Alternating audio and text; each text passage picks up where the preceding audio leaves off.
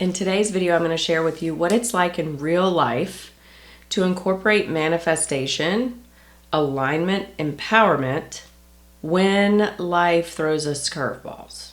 And this is going to be my real, true story of what I'm doing right now, given that something unexpected and tragic happened in my life yesterday. And so as someone who practices manifestation every day, I'm going to break it down for you and show you what it's like. Because before I knew these things, I used to spiral and it would get me off track and I could be derailed for a long time. Now I know the trick.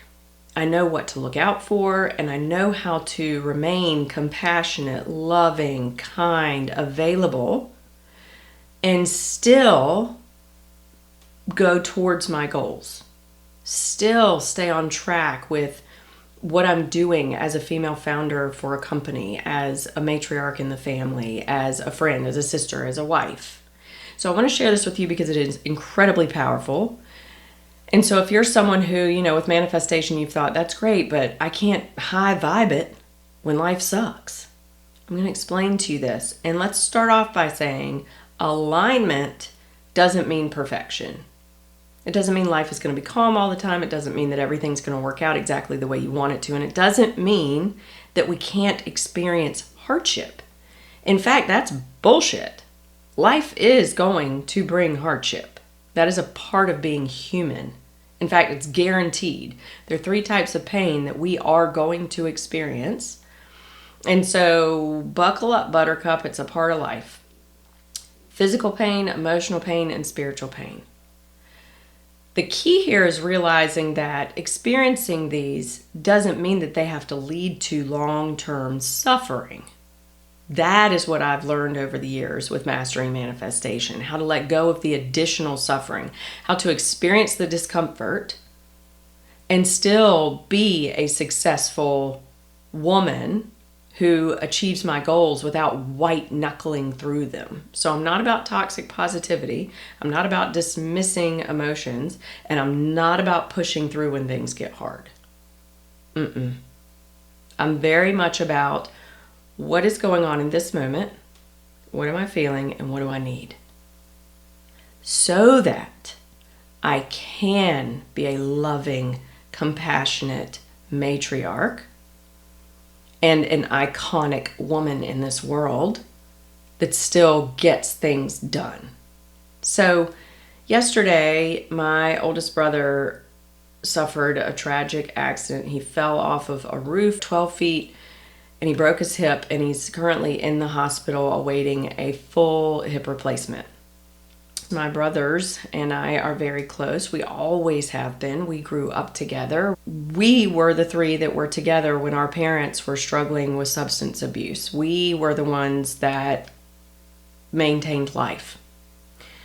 An example that I can use is when we went camping as kids, and I was 5, and my other brother would have been 9, and then the oldest would have been 11. The day that we were leaving, my dad used to take us camping all the time, and we loved it. We had this lake lot, and it was so much fun. And so in the mornings, Dad would make these shake and pour pancakes and cook them over the fire, and we had those Bluebird orange juices. We would drink those. Well, that morning, we were going to pack up and leave, and the only thing that we had left to drink were 3 Bluebird orange juices and those pancakes, and the only other thing that we had to drink was bourbon. So Dad drank bourbon the whole time packing up the camper, and so by the time we got on the road to drive home, Dad was completely intoxicated. So what this ended up being was all of us in the van pulling the camper as the van is swerving. We're going into oncoming traffic. We're running off the road. Michael's begging Dad to pull over. Dad's fighting with Michael. This turns into a physical altercation. My other brother's shielding me in the back seat. I remember him saying things over and over again, basically just trying to keep me calm. I just remember being just frozen. At that point, the only thought that I had is that I had accepted that we were all going to die. So what ended up happening is that my oldest brother was able to take control of the car, pull it over into a parking lot, park, where then Dad proceeded to pass out for the next 6 to 8 hours or more. So long story short, we just waited until Dad woke up and drove us home, and that's one example. So that's the connection and the bond that I have with my brothers, because that's how life was. We've always been like this. So the thought of one of them falling off a roof was like, ugh, hurt. And I was trying to figure out, why does this hurt so bad? Because there are other people in my life where things happen to people in their family and they're just like, so-and-so broke their leg, they're going to have surgery next week. That's it. That's how they tell the story. So I've studied this in human behavior and experience and expression. And so what I've discovered is it comes down to emotional intelligence. And manifestation has really helped me with this. Because when you think about manifestation and the steps of manifestation, what's the first one? Get clear on your desire, right? So my desire here, I was trying to figure out, like, what is going on? And I realized that I had gone into an old pattern, an old trap, which is where I would think in negatives. I don't want him to be suffering. I don't want there to be more injuries. I don't want there to be a hidden brain injury. I don't want this to affect his recovery. He's also sober from alcohol like me. He's been sober for 17 years now. I'm coming up on my 10th year. But when you break a bone, you're going to end up in the hospital. They're going to be giving you all kinds of medication to help get your pain under control. So these are thoughts that go through our mind if you're a person in recovery. Like I just recently, last year I had a procedure, and so that was the topic of conversation. How are we going to do this without me being exposed unnecessarily to controlled substances? If it's up to me, I don't want them anywhere near my body at all. I go through life with this, and God. I don't want any kind of mind-altering stuff. So as I was experiencing this, and it was like I would cry, and then I would be okay, and then I would cry, and then I would be okay, and then I would cry, and I thought, what is happening? And I realized I was envisioning the thing happen. Okay? So I thought, why am I spiraling? Like, why? This is a spiral. This is what we call a loop. It's an energetic loop. When we get caught in these loops, this is what I want you to do. I want you to stop, and I want you to become the watcher of the thinker. So, through meditation, raise yourself up and realize, what are my thoughts right now? Well, my thoughts were, I don't want him to suffer. I don't want his recovery to be jeopardized. And I went, oh, I'm avoiding the discomfort. I'm resisting this. I have yet to accept that it happened. And the very resistance is creating the suffering. So the minute that I recognized that, it was like, whew, it dissipated.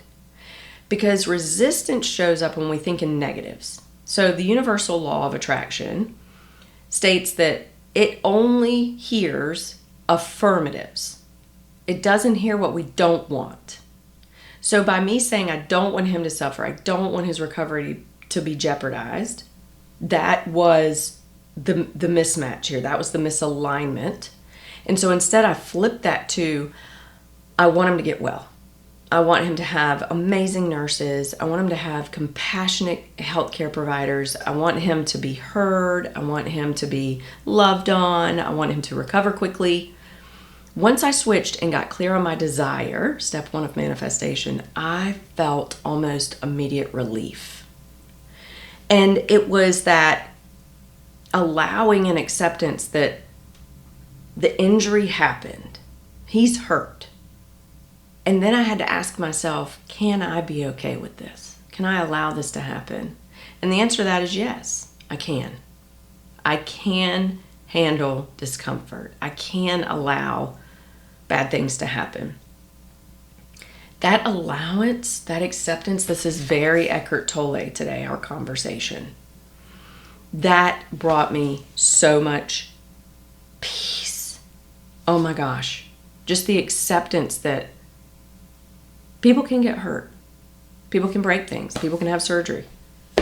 And we can be okay. So in real life, when you get to that point where you think, what is it that I desire? And make it an affirmation instead of the negative. Not what you don't want.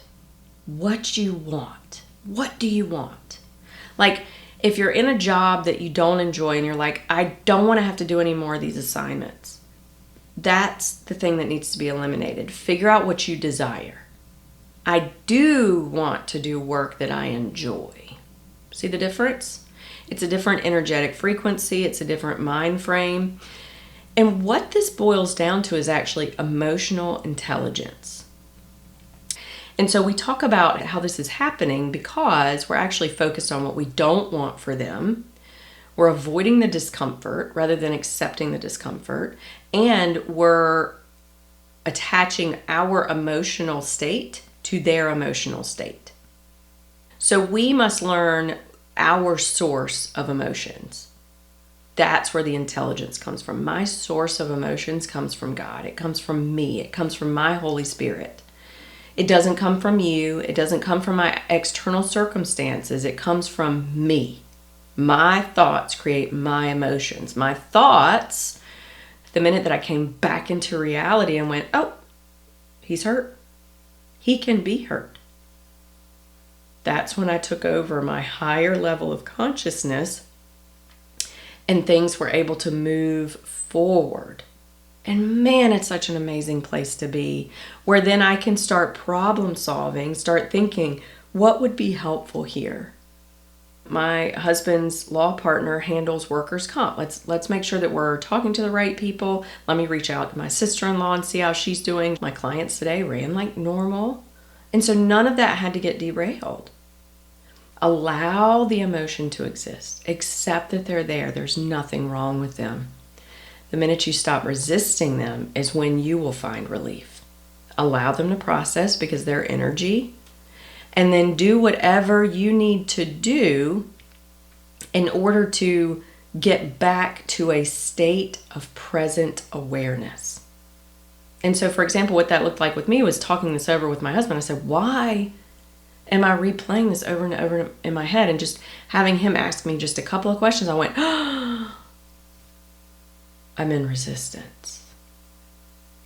I don't want him to suffer. That don't is the resistance. So that's the key here.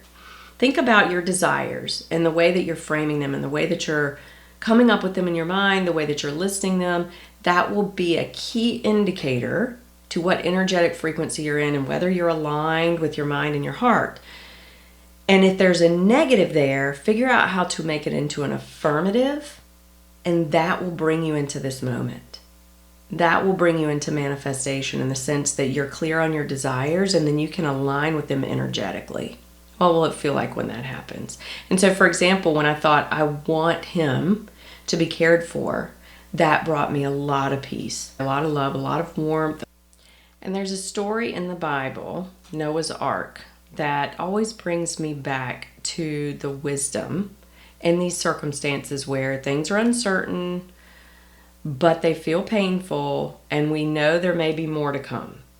Noah was told, build the ark. He was given the specifications. God said, this height, this length, this is the reason. Noah followed the instructions. He built the ark, and he followed through with God's plan. I'm often reminded of that because guess what was not in the plans for Noah's Ark? A wheel, a motor, oars, any way to direct the ship. It's the same for our life. God never said that we're not going to have hard times. And that's why in the beginning of this video I said we will. It's a part of the human experience. But Noah still had work to do. Despite this horrific event, he still had work to do. He still showed up and got it done. But he wasn't meant to control the storm, nor was he meant to control the outcome. That brings me a lot of peace. I hope it does for you too. Let me know how this lands for you today. If you have any questions, I'll be glad to answer.